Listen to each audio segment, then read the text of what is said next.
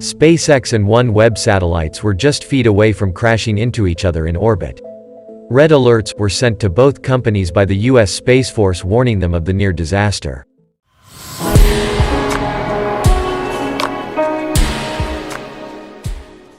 The U.S. government agency found the satellites only 190 feet apart.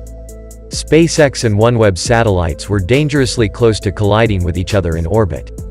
It was the first known crash avoidance incident for the two companies as they try to grow their new broadband beaming networks in space.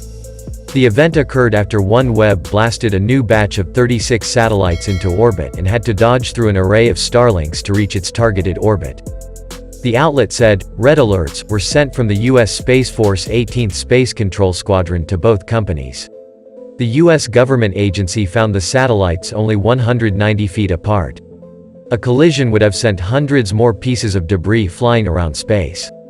This could potentially also have led to further collisions with other nearby objects.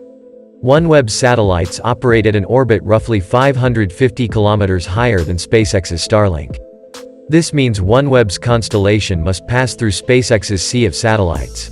As both teams tried to coordinate, it was discovered that SpaceX disabled its automated AI-powered collision avoidance system to give OneWeb the opportunity to drive its satellite out of the way, according to Chris McLaughlin, Chief of Government, Regulation, and Engagement at OneWeb. McLaughlin spoke to Insider's Kate Duffy last week to discuss OneWeb's strategy. He addressed concerns relating to the way big space companies are launching thousands of satellites. He said the practice is not a responsible way forward for future generations, adding that OneWeb is adopting a more responsible use of space.